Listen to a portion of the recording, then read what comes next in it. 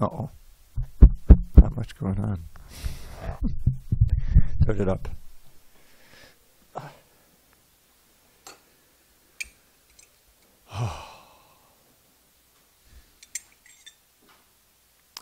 Hari Bol, Hari Bol. Hare Krishna. Gaur Premanande. You see the slider for that? That's better. Hari Bol. That's good. Jaya Radha Madhava Kunjabi Hari.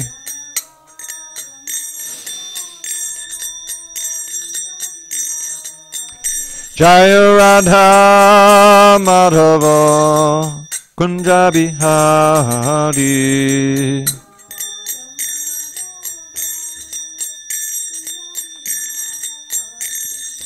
Gopi Janavallabha Girivaradhari.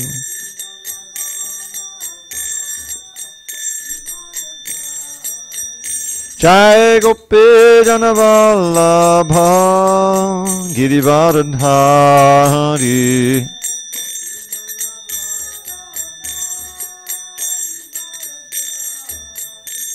Yashodanandana Brajajana Ranjana. Yashodanandana Brajajana Ranjana.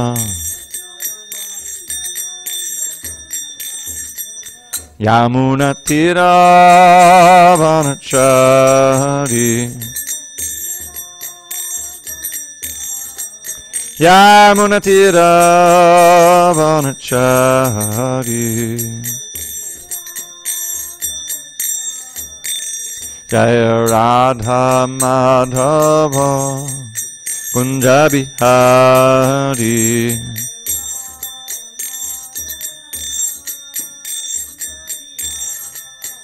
Jaya Radha Madhava Kunjabi Hari.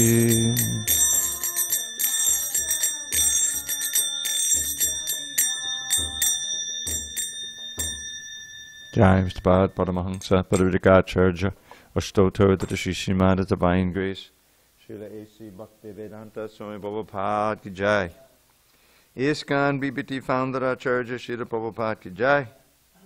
Jai Om Vishnupad Paramahansa Bhagavadgitacharya Ashtoto Tadashi Srimad Divine Grace Srila Bhakti Siddhanta Saraswati Thakur Ki Jai. Ananda Koti Vaishnavina Ki Jai. Namacharya Srila Haridas Thakur Ki Jai. Srimad Bhagavad Gita Ki Jai. Samaveda Bhaktivinoda Ki Jai. All glories to the assembled devotees. All glories to the assembled devotees. All glories to the assembled devotees. All glory to Sri Guru and Gauranga.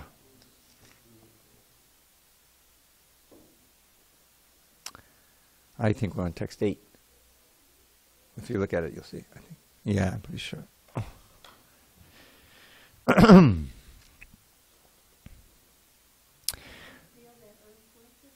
No. You did? I didn't feel it. What time? They said it was at 5, but I felt like it was 3.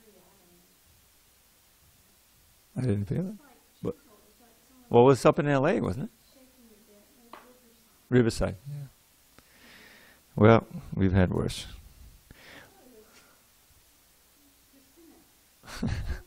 Om Namo Bhagavate Vasudevaya.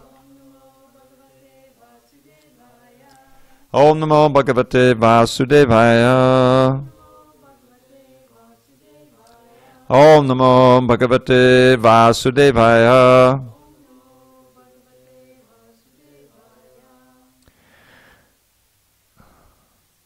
On this 8th day of May, 2018, in SanDiego, we're reading from Srimad Bhagavad Gita as it is, translation and commentary by His Divine Grace A.C. Bhaktivedanta Swami Prabhupada.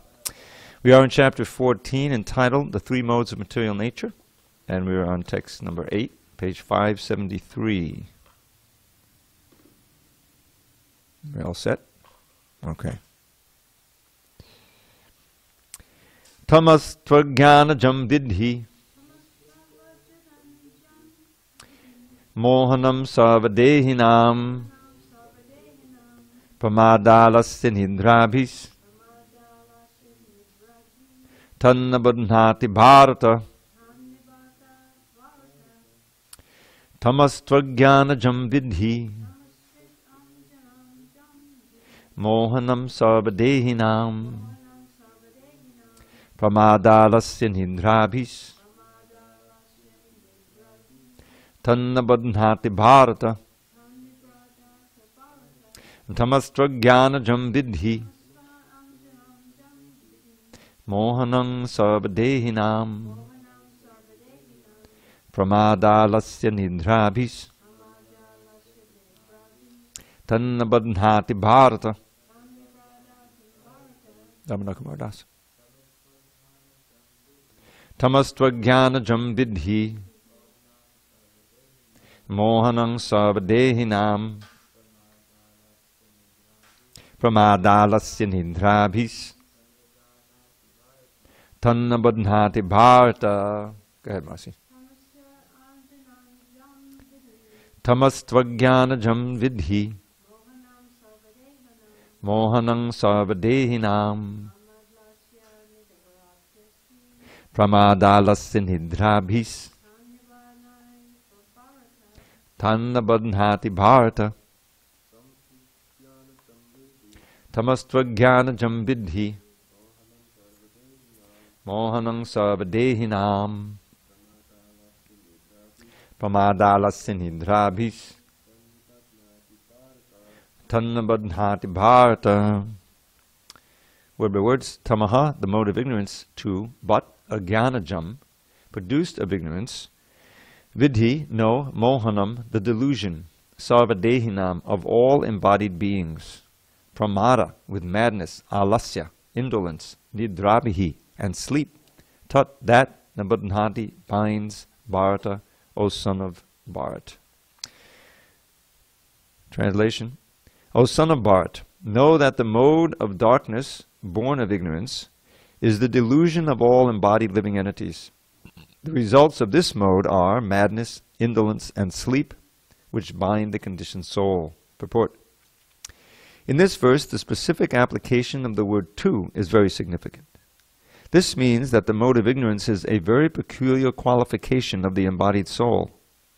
The mode of ignorance is just the opposite of the mode of goodness. In the mode of goodness, by development of knowledge, one can understand what is what. But the mode of ignorance is just the opposite. Everyone under the spell of the mode of ignorance becomes mad, and a madman cannot understand what is what. Instead of making advancement, one becomes degraded. The definition of the mode of ignorance is stated in the Vedic literature. Vastu yatatmya jnana varakam viparyaya jnana janakam tamaha. Under the spell of ignorance, one cannot understand the thing as it is. For example, everyone can see that his grandfather has died, and therefore he will also die. Man is mortal. The children that he conceives will also die. So death is sure. Still, people are madly accumulating money and working very hard all day and night, not caring for the eternal spirit. This is madness. In their madness, they are very reluctant to make advancement in spiritual understanding. Such people are very lazy. When they are invited to associate for spiritual understanding, they are not much interested. They are not even active like the man who is controlled by the mode of passion. Thus, another symptom of one embodied in the mode of ignorance is that he sleeps more than is required. 6 hours of sleep is sufficient, but a man in the mode of ignorance sleeps at least 10 or 12 hours a day. Such a man appears to be always dejected and is addicted to intoxicants and sleeping. These are the symptoms of a person conditioned by the mode of ignorance. Om Jnana Timirandasya Jnananjana Shalakaya Chakshurun Militam Mena Tasmai Shri Gurave Namaha. I was born in the darkness of ignorance, but my spiritual master opened my eyes with the torchlight of knowledge. I offer my humble obeisance unto him and all members of Sri Parampara. Laziness. Yeah. So, we've learned of the mode of goodness and passion, and now ignorance. And Prabhupada sometimes says this is a very dangerous mode, because as in our personal life, if the brain is in good shape, if we're awake and in good consciousness, then we can handle things. Even if there's some problem with part of our body, we have, we have a cold, or we have an injury in our foot or something. If your consciousness is okay, then you can deal with it. You can do something about it. But if you're otherwise healthy, but your mind is not in order, and you're, say, hallucinating from some drug, then, what do you do with such a person? You just try to protect them until it wears off. They have to be back in their normal consciousness in order to deal with life, in order to go from day to day. So this mode of ignorance is very dangerous for human beings. And we should know that these modes are all pervading throughout all life. There's so many millions of species, 8,400,000 species. And human beings have a great opportunity to, as Prabhupada sometimes says, complete the evolutionary process. Evolution doesn't take place on the physical level. It's not that the bodies are changing from one into another. Prabhupada gave the example of, like, there are so many apartments. Say there's so many places to live here in SanDiego. So someone graduates from college, and somehow he's grew up in SanDiego area, so he wants to keep living here, but he can't afford much, so he gets some place in the East County or something with cheaper rent. But if you continue, say, in his job, and he gets a little better job, then he gets more money, he can move into a better apartment. And continually until maybe he gets some house on La Jolla if he's very successful or something. So that moving from apartment to apartment can be compared to the living entity moving through different bodies, increasing his facility for instance, mobility. There's a verse in the Bhagavatam that says, ahastani sahastanam, apadani chatuspadam, Pulguni tatta mohatam jivo jivasa jivanam. That last line is is often just quoted alone. I memorized that one line way before I memorized the whole verse. So jivo jivasa jivanam simply means that in this world, one living being lives on another. It's just a lot of eating going on. One living being is eating another. It's dominating another. So what it says is, those who have hands can make food of those that don't have hands. Those who have legs eat those who don't have legs. And in general, the strong feeds off the weak. And in this way, one living being lives off another. So, in this world, the living entity is constantly coming up. In all the lower species, there's no karma. You're simply burning off previous karma that you did in human form. We read through the teachings of Lord Kapila Dev, and I don't know if it was clear, if you remember there, but there was an example of an ordinary conditioned soul who dies and then is dragged out of his body and then taken to the hellish planet. You remember?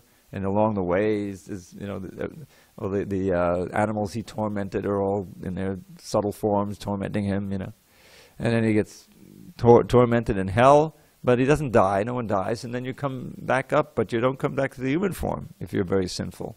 You can lose that. That's that Krishna says in the Gita. That's the greatest danger, the most fearful danger. He calls it Mahato Bhayat. But still, no one dies, and then gradually you come up again to the human form. So it's this big cycle, back and forth like that. So these modes are active in every form. The modes act on our consciousness, really.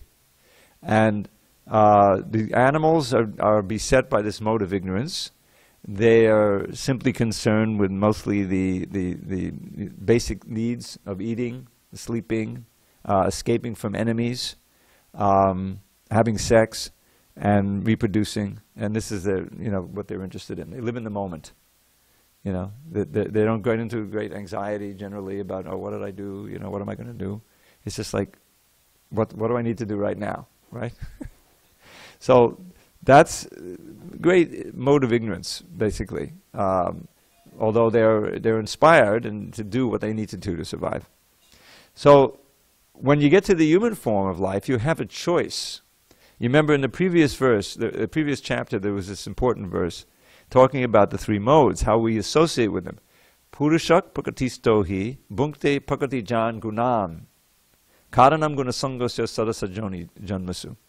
So what he says there, Krishna says, is that the living entity in an enjoying mood called the Purusha, within this body, we're within material energy, beginning with this body itself as part of material energy in this whole world. So that's Purusha Prakriti Sto. Sto means fixed or situated.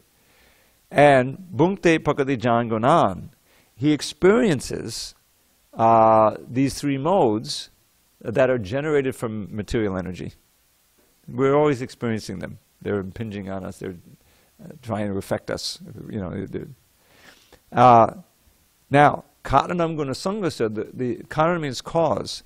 As one associates with those modes, that will determine whether we get a good or bad birth.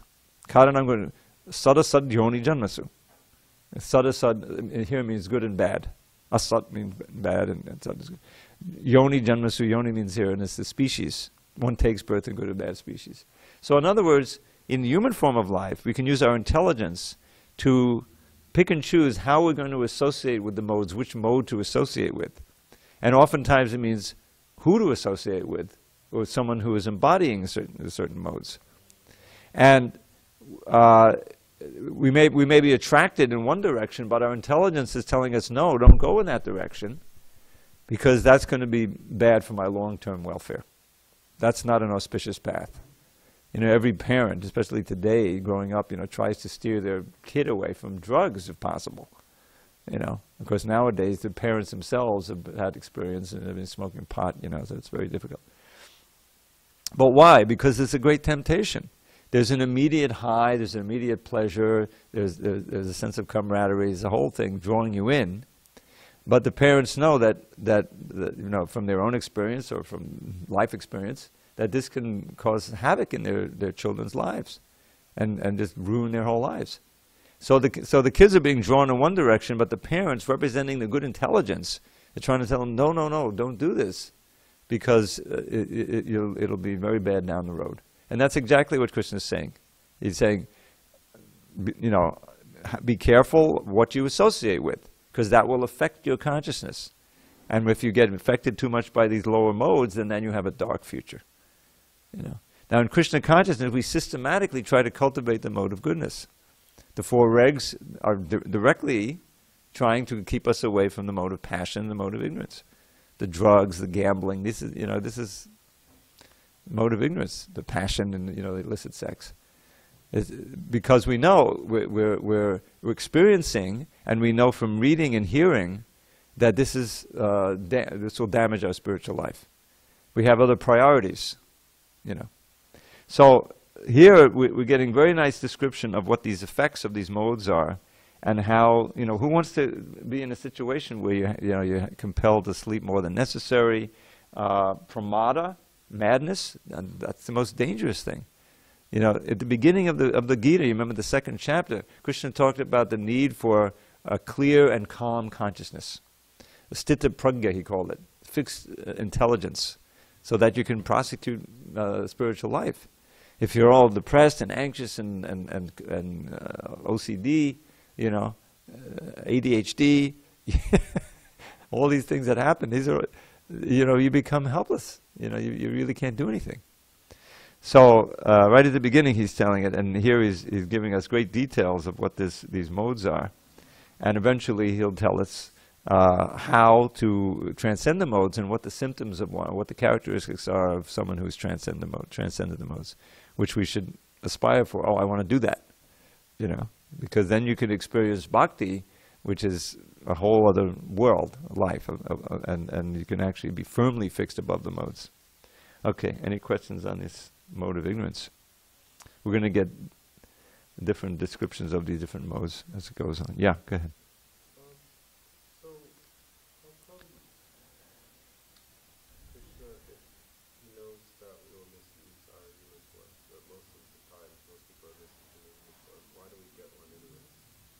Like, why Well, the idea is that you start with Krishna. He's it's never like this literally in terms of time, because there's no time in the spiritual world, But that's how we think. So in the Upanishad it says, Eko Bahusyam. The one expanded himself into many. Krishna is one without a second, right? And so he expanded himself in two ways. One is what we call plenary portions of himself, right? In Mahavishnu Garbha, they're all Krishna, fully powerful, but they don't manifest all the qualities and powers that he has. But they're him. And then there's Vibhinangsha. With angsha means in particle, that's us, separated particles. We, as Krishna says right at the beginning of the Gita, of his instructions in the Gita, Natvevaham jato nasanatam neme janaripa. Never was a time when I did not exist, nor you, nor all these fighters, nor in the future shall any of us cease to be, as individual souls. So the question is, why does Krishna expand? Either as Vishnu, or expand as us. We're part of his expansions, internal expansions, angsha. And the answer comes, is in the Upanishads also, in one of these little phrases like this, Raso Vaisa. Raso Vaisa means he is rasa. He lives for rasa, just as we do. We're I don't want to say chip off the old block, but that's the idea. We're angsha. We're part and parcel. We have these qualities in minute degree. Mama vangsha jiva loka. Next chapter we'll have this verse. All the living entities, everyone, not just human beings, are my part and parcels eternally. So we have those qualities. It means that we thrive, we search for, we live on relationship. Relationship with others or things that we personify as, we have all kinds of shantaras going on also. Things that we bring in, like I got this new pillow, this is performing a shantaras. Personal computers you interact with, right? I mean, it's all relationship. Rasa. In the material sphere, those rasas are all, frustrating. It ultimately comes, pain. So Krishna wants to enjoy that rasa, and he wants to enjoy it in all its breadth of experience. Means personal, and means a loving exchange, which means he takes a risk by giving us freedom, by giving us a minute independence. Otherwise, there's no question of a freely engaged in relationship. There has to be that freedom, otherwise it's slavery, it's not pleasurable. So he expands unlimitedly on billions and trillions and zillions of living entities. And because he's unlimited, he can relate to all of them personally. In the spiritual world, there's 3/4 of the living entities. They never come here. We're in the minority. So that means that the freedom is there. And we have a freedom to withhold our love. We did that. And therefore we have to have a place where we can try to enact this charade of being Krishna, of being the primary enjoyers and controllers of the world. And that's why the material world exists. It's like a cloud in a corner of the spiritual world, where all of this illusion can take place. We can forget Krishna, we can go through all these false identities of trying to enjoy and control. But Krishna never forgets us. He stays with us as super soul, and he periodically comes when their dharma is disturbed. Glani, dharma se glani means disturbances in dharma. Why does he come? Because he wants us to come back. He wants to get us to come back. And periodically, he'll say here in the Gita, they come to me if they become pure devotees. So the point is that it's unnatural. We cannot be eternally happy here, because this is a temporary cloud in the spiritual world. We need to get the lessons. In one sense, you can say it's like tough love. Now from our point of view, they say, well, it's unbearably tough. Can't you make it easier? But that's the way it is. We need to learn those lessons that no matter how hard we try, we and no one else can possibly be happy here, because it's a temporary world separate from Krishna, who's the source of our everything. So therefore, that the suffering can be unbearable here. But we should know that there's all justice. It's not arbitrary. When we see this is something that people don't want to accept. There was an incident. This has happened, I don't know, at least 10 years ago, in England. It was a coach of one of the famous, what they call football over there, soccer teams. I think it was Manchester. It was one of the main ones. You know, I don't follow that, but it was in the news. And this fellow somehow had read something about reincarnation and karma, maybe in one of our books. I don't know. He was the coach, very prominent, famous guy. And he said something to the effect that people who are in wheelchairs or something, you know, it's due to something they did in their previous life. Oh my God, it was a huge scandal that somehow there's, you know, that I'm responsible for my own condition. Oh no, I'm a victim, or, you know, it's just my bad luck. But not something I did, you know.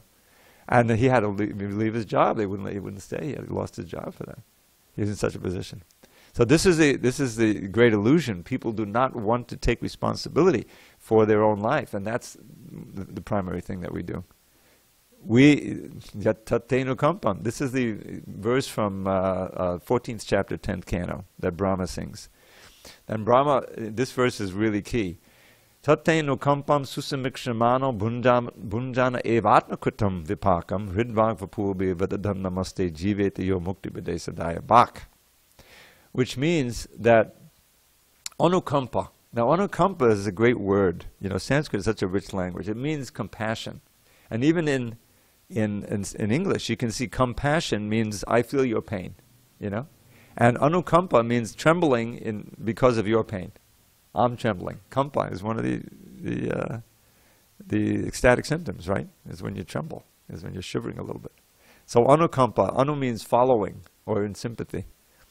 So what this means is that tate anukampam susamikshramano, one should see when one goes through some difficulty in life, that this is part of the mercy of the Lord. That is due to something I did in my last life. It's not. I can't blame Krishna. I shouldn't blame anyone else. I have to blame myself. This is an advanced platform, but it's necessary. So, and one shouldn't just begrudgingly say, "Yeah, I did it. I know." But actually, it says, and with one's heart and words and mind and everything else, continue to serve Krishna wholeheartedly. This is, and he says, one who is able to live in this attitude basically buys a ticket to Vaikuntha. Daya bhak means when someone is ready to inherit something. If you're a son or daughter, elder daughter, or whatever in today's world, then you just stay alive and you'll inherit it. So Prabhupada explains this verse. If you just stay alive in Krishna consciousness, you'll go back to Godhead. But this kind of attitude is directly opposed to the doubters and the atheists who try to prove, where is your God? He's allowing these poor kids in Yemen and everywhere else to get killed and destroyed, you know. He can't be a God. He would never allow that, you know. Or somebody say, what a great creator. Look, he's got this body, there's so many defects in it, you know, what's the use of this? And we can't. They don't realize the overall plan for us, that we should want to get out and want to go back. You know, but it requires some receptivity and some faith. That's the thing. So, let me go on. All right, back to the mode of goodness. Text 9. Sattvam sukhe sanjayati rajak karmani bharata jnanamavrittutama pramade sanjayatyuta. Okay, well, just a note, whenever Prabhupada is saying, oh, son of Bharata here, sometimes you'll see scion of Bharata. Scion means descendant. Here the son means a descendant. Bharat is the ancestor of Arjuna. O son of Bharat, the mode of goodness conditions one to happiness, passion conditions one to fruit of action, and ignorance, covering one's knowledge, binds one to madness. Purport. A person in the mode of goodness is satisfied by his work or intellectual pursuit, just as a philosopher, scientist, or educator may be engaged in a particular field of knowledge and may be satisfied in that way. A man in the mode of passion may be engaged in fruitive activity. He owns as much as he can and spends for good causes. Sometimes he tries to open hospitals, give to charity institutions, etc. These are signs of one in the mode of passion. And the mode of ignorance covers knowledge. In the mode of ignorance, whatever one does is good neither for him nor for anyone. So the point here is that these modes, they're known as gunas. Gunas also means rope, you know. So they bind, right? Or here it says they cover. Other places will say they bind one. So in the mode of goodness, you feel pretty good. Feel pretty good about yourself. You know, you're not controlled by your lower passions and things. You know, you're engaged in higher intellectual pursuits and things like that. You know, and that naturally produces a sense of satisfaction and you know, rightness. But that itself is binding, because your activities are not necessarily in the realm of devotional service. They're simply good activities. You can be a good person. You can sacrifice yourself and help so many people, but it's all on the bodily platform. You know, it's good, but it's not good enough to take you back to Godhead. You'll come back if you're in the mode of goodness and you come in touch with a devotee. The chances are that you'll be curious and take a book and come to the temple or something like that. That's why we don't get so many people to come to the temple, because there aren't that many people in the mode of goodness. But or at least not those who are also coming in contact with devotees. That's our fault. But here it says, these are all ways in which you're covered. So the rope is a little gentler, you know. You're not tied as tightly, but you're still tied by the mode of goodness. Mode of passion, you're really bound. If you get into something in the mode of passion, you know, you can become completely into it and get very involved with other people and so attached, you know. And you're bound up. You're bound up to this world. And it's much harder to get free. And the mode of ignorance is just very, very dangerous. You're probably scheduled to lose the human form of life. You know, Krishna will say that in a few verses. So just that alone is good information. Let's not cultivate the mode of ignorance. Steer clear. I mean, I can just, you know, just be thankful just on the material level, how the Krishna conscious lifestyle, you know, protects you from so much. So many disasters. The opioid crisis. Well, I can honestly say I've never had any opioids in my life. And I'm really glad I haven't. Now I know there's a place for them in extreme pain, you know, like that. And but the whole drug scene, it's not even part of this, you know, temptation. Whereas if I was living out there, you know, trying to be a good person, but I would come in touch with this, come in touch with that, and who knows, you know. So it's a shelter. It's a shelter to be in an environment, you know, of good people who aren't out to exploit you and tempt you to do evil things, you know. Sangha is so important.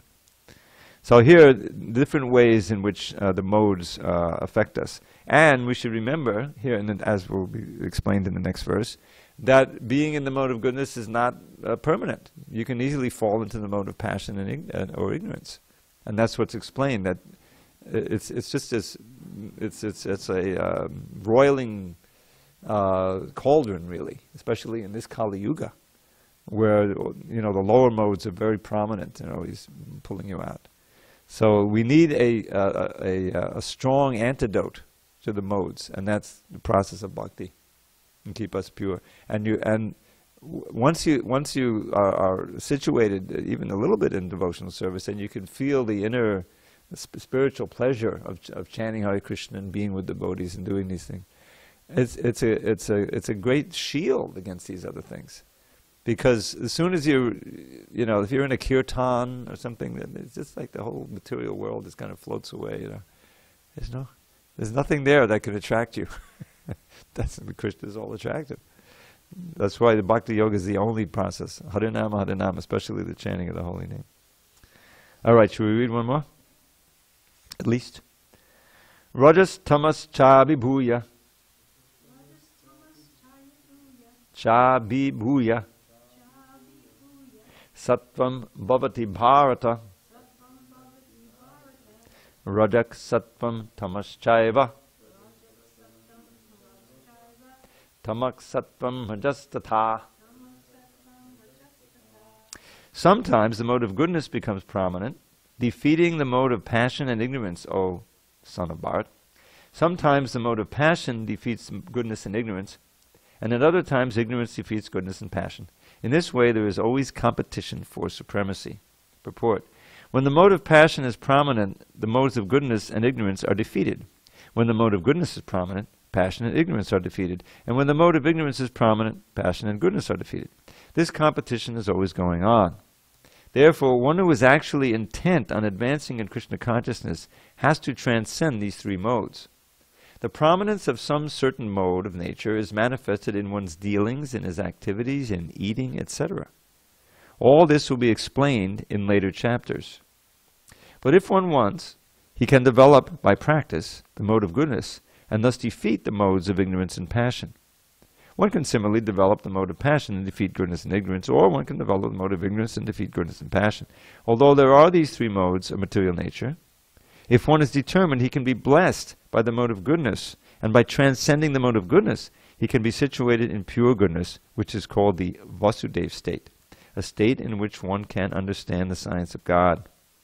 By the manifestation of particular activities, it can be understood in what mode of nature one is situated. So this is, we were just talking about this. This is so much of our sadhana is becoming regulated and habituated to doing things in the mode of goodness, and transcendental things in the mode of pure goodness that lift you out of the lower modes. You become, if you offend devotees, offend the holy name, you're not careful in your sadhana, then you become prey, easy prey for Maya, which means these modes. In other words, you easily become infected by that, because you're not able to get the shelter of the transcendental happiness that comes from Krishna consciousness. Krishna withholds that, and you have to search for happiness somewhere, and that means you're going to be searching in the modes. I've seen it 100 times, or more. It's just the nature of this material energy. It's very powerful. It's right there. There's one verse Prabhupada quoted many, many times in the Jagadananda Pandit's Prema Vivarta, is it? I think Prema Vivarta. Krishna Buli Sejiv Bhoga Mancha Kare Nikatasta Maya Tari Japati Adhari. Something like that, is it? So forgetting Krishna because of the desire to enjoy, Bhoga Vancha. Bhoga means the desire to enjoy materially. Nikatasta means right next to you is Maya. Nikatasta Maya Tari Japati Adhari. And she grabs you and pulls you down. She has these two energies, Avaranatmaka Shakti and Prekshatmaka Shakti. One is the throwing and one is the covering. First covers, then throws. And that covering potency is covering everybody. And we're also covered to a certain degree. But we're trying to dissipate that covering. It's just like, this analogy of the sun rising, the moon, the sun of the holy name rising, dissipating the darkness of ignorance. So that's just what it's like. As long as you're in this spell of Maya, I love that phrase, the spell of Maya, then Krishna consciousness is not interesting to you. Or it's just like, your mind gives you all kinds of ways to ignore it or reject it or just, But actually, that's the only way to really counteract the modes of nature and get situated firmly in a platform in the mode of goodness and ultimately in pure goodness. So it's a battle. That's what sadhana means. Practice means, just like you're going to practice a drum again and again, develop the muscles, the nerves, the instincts, or shlokas, So, but once you get into regulated devotional service, you become accustomed to it, then that itself serves as an antidote to the modes. Just like if you're habituated, to attend the morning program, then you may be done so many things, and standard thing, you ate too much of this or that, have trouble getting up, So the mode of ignorance is very attractive. Just let me take another nap, and before you know it, Mangalaktika is over. So the mode of ignorance is pulling you, but you're habituated now. So you have to come. It's just part of the routine, and it's peer pressure and everything else. So you get up, and right away there's an antidote. There's the chanting, and there's everything. And so that's what the value of these mats are. You know, a mutt really is a temple with an ashram. And we don't call it a mata, but that's the Gaudiya Mata was full of those. You know, not just a temple, but a temple where you could live. That was, you know, there's so many temples in India, but as people come and visit and they leave, and then they get, you know, they're not regulated. If you can live in it, you know, then you can really develop some strength. So that's this verse. So what did we do? We did 10, didn't we? Yeah, we did 10. Okay. All right, let's do one more and then we'll read the next devotion. All right, text 11. Sarva dvadeshu dehesmin prakasha ubajayate jnanam hyadata dhavidyad vividham sattvamityuta. The manifestation of the mode of goodness can be experienced when all the gates of the body are illuminated by knowledge. Purport: there are 9 gates in the body, 2 eyes, 2 ears, 2 nostrils, the mouth, genitals, and anus. When every gate is illuminated by the symptoms of goodness, it should be understood that one has developed the mode of goodness. In the mode of goodness, one can see things in the right position, one can hear things in the right position, one can taste things in the right position. One becomes cleansed inside and outside. In every gate there is development of symptoms of happiness, and that is a position of goodness. So this is a way of understanding that you're in the mode of goodness, and for others to see that you're in the mode of goodness. It's kind of basically is saying that the evidence is in the activities that you have and your experience of your own body, your own being, because it's all regulated and healthy and pure and, you know, healthy. That's the idea. Okay, we'll continue with 12 on Monday. No, sorry, tomorrow. I'm losing track of the days. This is Tuesday. I knew that. Okay, so moving on to more of the nectar devotion, right? And we'll get back to Krishna book next week. Okay. So let's see. Now, remember we're reading about the benefits of bhakti. Let's see where we are now. Okay. I think this must be where we are. Okay. Yesterday. That must be it. Yeah, Kolavecha Sridhar. Now, I don't know if you remember Kolavecha Sridhar. He was a very simple devotee of Lord Chaitanya. He made little bowls out of leaf plates, you know, from banana leaves. And he would somehow sell those, you can imagine. 3 pice, 4 pice, you know. And half of his income he was using to worship the Ganges. Very poor, but very rich in devotion. So Lord Chaitanya, he offered him anything he wanted, but Sridhar informed the Lord he didn't want any material opulence. He was quite happy in his present position and wanted only to gain unflinching faith and devotion unto the lotus feet of Lord Chaitanya. That is a position of pure devotees. If they can be engaged 24 hours each day in devotional service, they don't want anything else, not even the happiness of liberation or of becoming one with the Supreme. In the Narada Pancharatra, it is also said that any person who has developed even a small amount of devotional service doesn't care a fig for any kind of happiness derived from religiousness, economic development, sense gratification, or the 5 kinds of liberation. Any kind of happiness derived from religiousness, economic development, liberation, or sense gratification cannot even dare to enter into the heart of a pure devotee. It is stated that as the personal attendants and maidservants of a queen follow the queen with all respect and obeisances, similarly, the joys of religiousness, economic development, sense gratification, and liberation follow the devotional service of the Lord. In other words, a pure devotee does not like any kind of happiness derived from any source. He does not want anything but service to Krishna. But even if he should have another desire, the Lord fulfills this without the devotee's asking. So Prabhupada will quote this verse from the Stotra Ratna. This is written by Yamunacharya, the spiritual master of Ramanujacharya.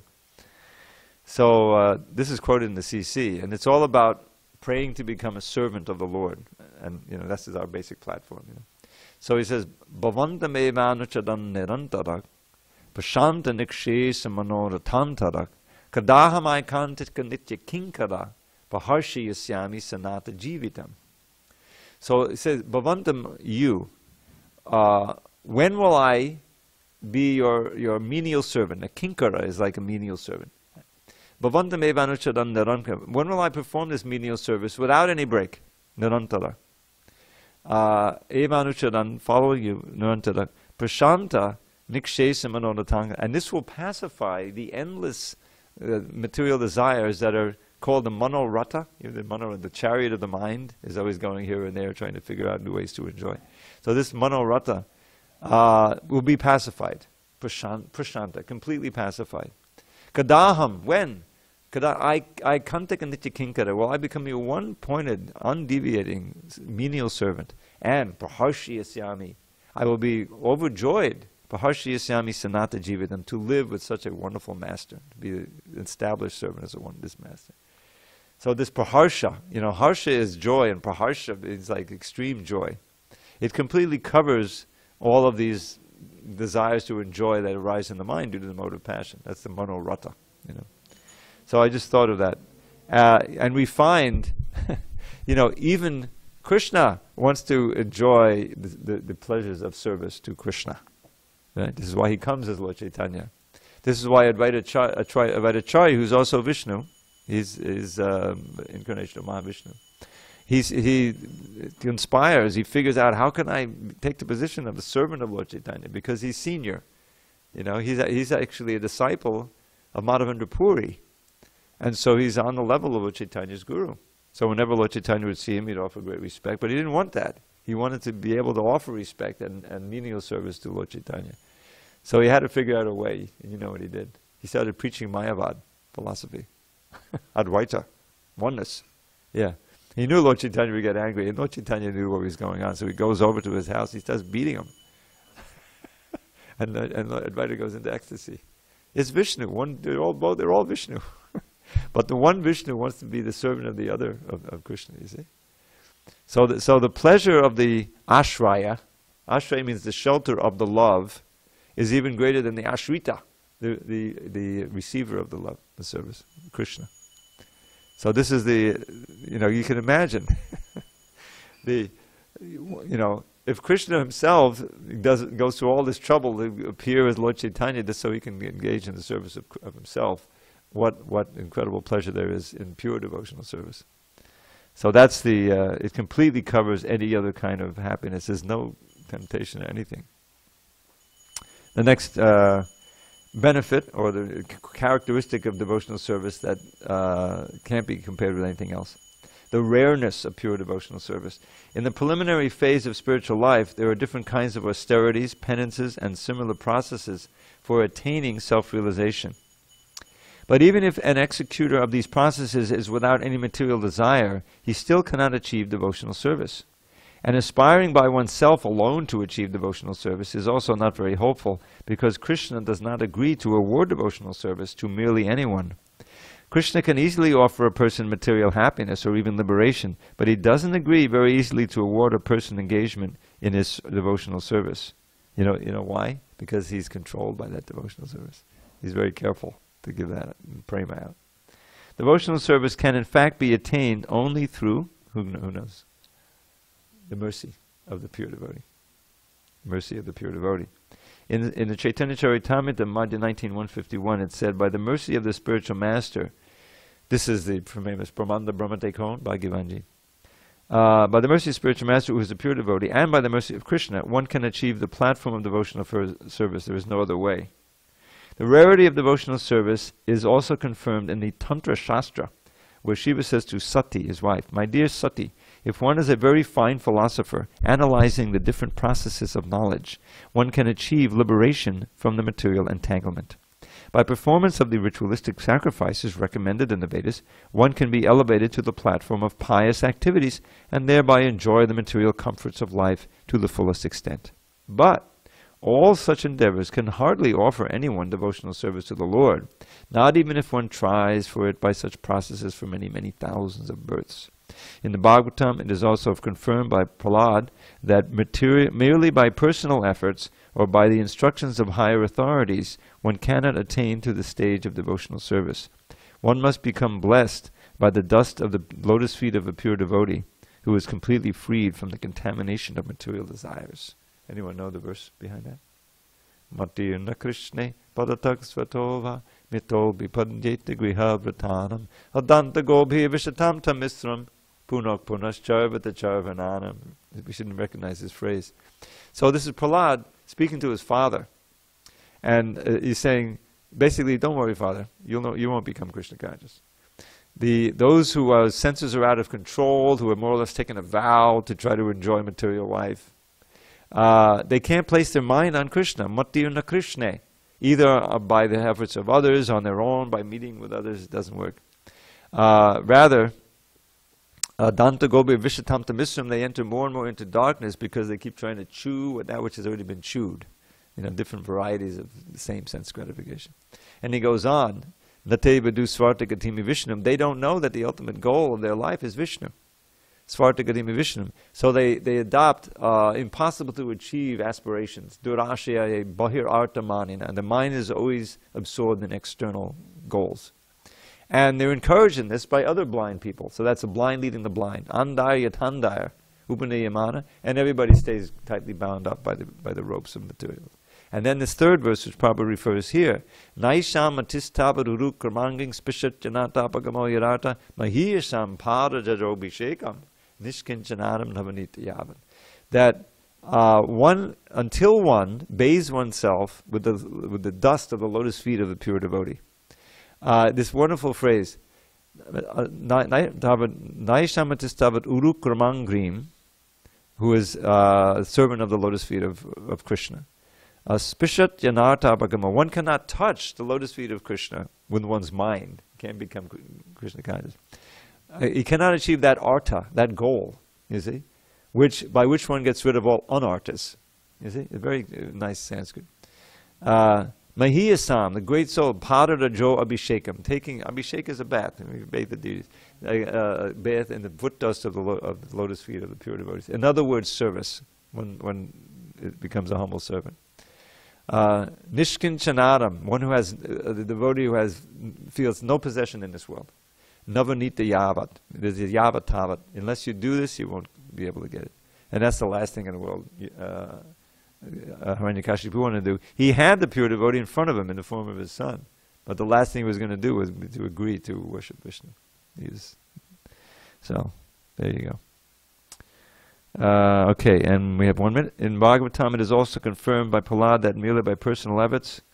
Okay, I think we just read that. In the 5th canon of Bhagavatam, 6th chapter, verse 18, Narada also says to Yudhishthira, my dear king, it is Lord Krishna, known as Mukunda, who is the eternal protector of the Pandavas and the Yadus. He is also your spiritual master and instructor in every respect. He is the only worshipable God for you. He's very dear and affectionate, and he's the director of all your activities, both individual and familial. And what's more, he sometimes carries out your orders as if he were your messenger. My dear king, how very fortunate you are, because for others, all these favors given to you by the Lord would not even be dreamt of. The purport is, to this verse, that the Lord easily offers liberation, but he rarely agrees to offer a sole devotional service, because by devotional service, the Lord himself becomes purchased by the devotee. And that brings us to the end of that section. And the next thing is called the happiness of becoming one with the Supreme. Really the benefit is it completely eclipses the happiness of becoming one with the Supreme. That's what Krishna consciousness is. So we'll pick that up there. A week from Monday. No, tomorrow. I'm sorry. Tomorrow's Wednesday. So we'll start there tomorrow. All glories to Srila Prabhupada.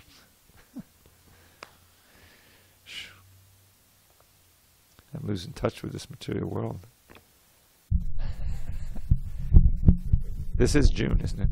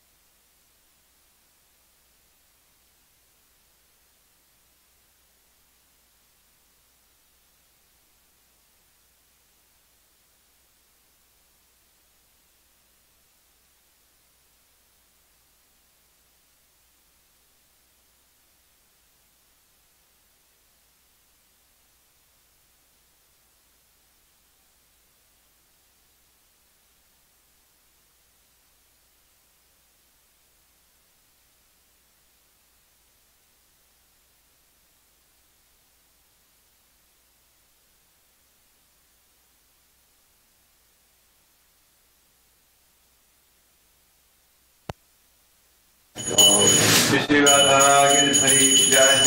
Hey Krishna. Hey Krishna. Kaduna se. Jagat Pade Go. Jai Gopi Jagat Radha Gopi.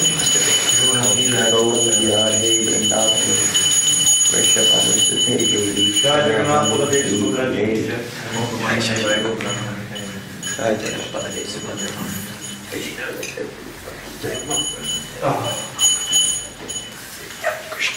Namah Om Vishnu Padaya Krishna Pristaya Bhutale Srimate Bhaktivedanta Swami Iti Namine Namah Om Vishnu Padaya Krishna Pristaya Bhutale Srimate Bhaktivedanta Swami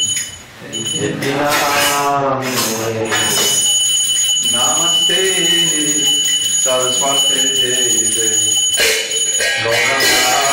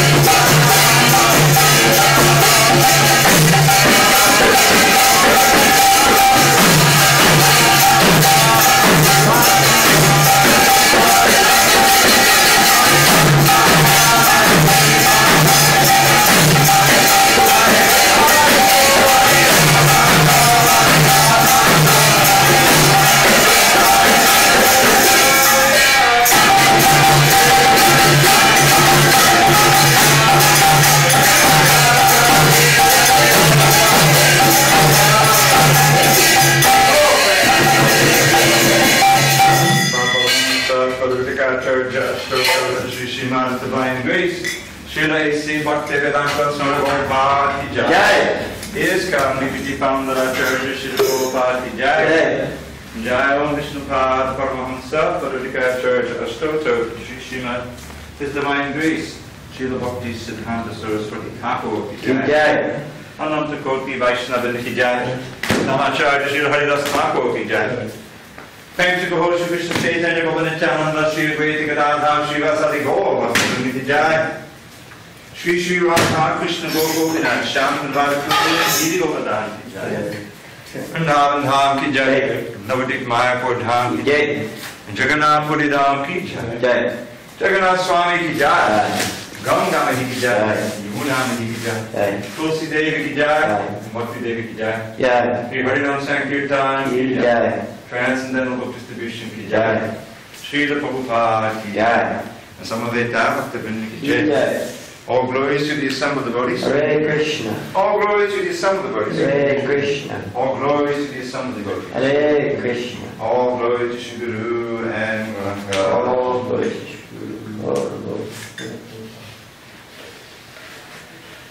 Namaste Narasimhaya. Namaste Narasimhaya. Namaste Narasimhaya.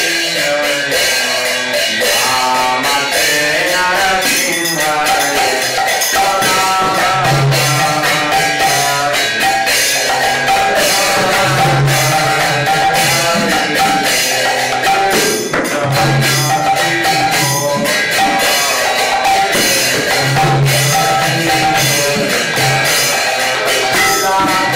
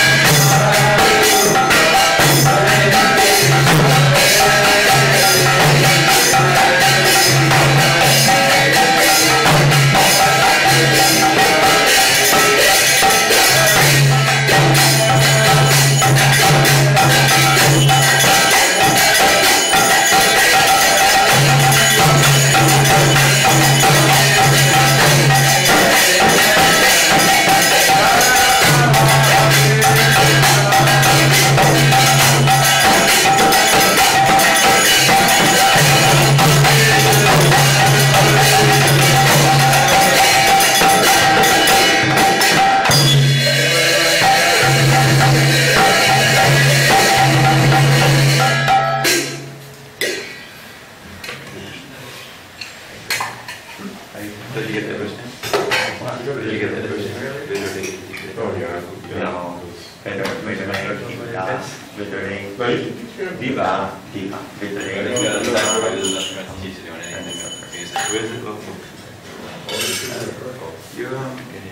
You play around with the new Yeah. mini Joseph players? Oh, okay. You see.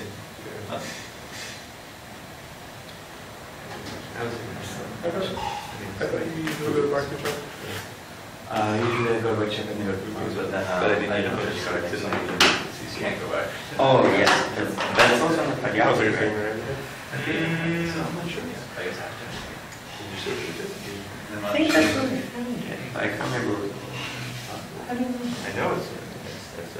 I haven't told them that Nanda Pataka Vendeo. You don't know.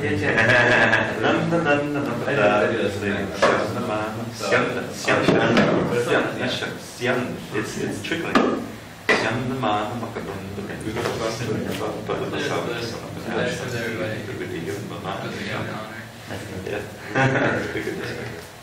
I was curious. Yeah, otherwise. Two weeks ago. I was wondering if you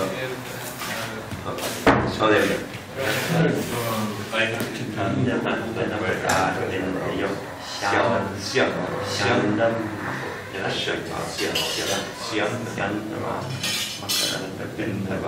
Sundava Paramasavkya Samrata Nandi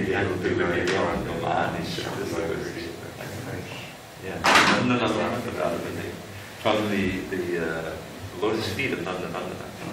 Syandama is trickling. Makadanda, little drops of Makadanda, that's flower nectar. That's if we can help. But they're not actually Vindava, it's actually Sindava, oceans. Paramasavkya Sambhadam, bearing the treasure of the highest happiness. Sambhadam.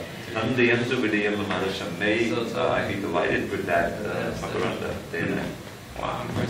Shrikara trace. Oh, I don't know. Shrikara trace. That name's vicious. We are. Shrikara. Shrikara together, that would be good. Shikara.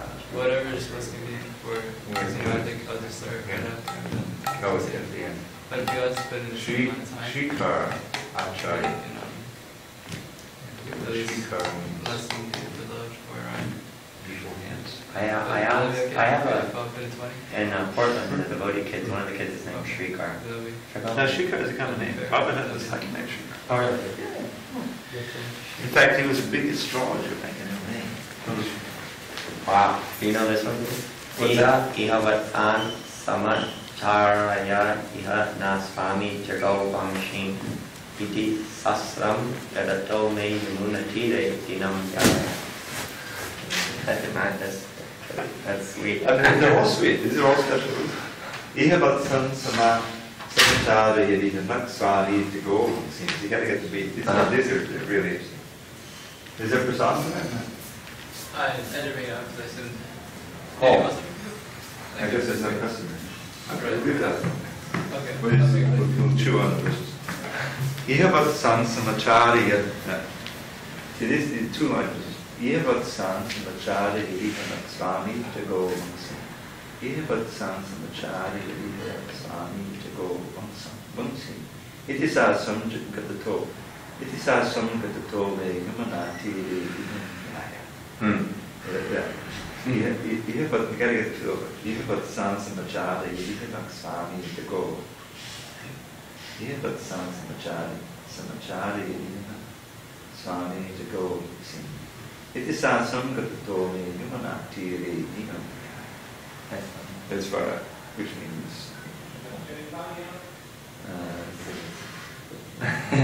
Yeah, that's very. here our Lord herded the calves, and here he played the flute. I pray that I might pass my days shedding tears as I speak the flute. Sure. Anushila the Kundava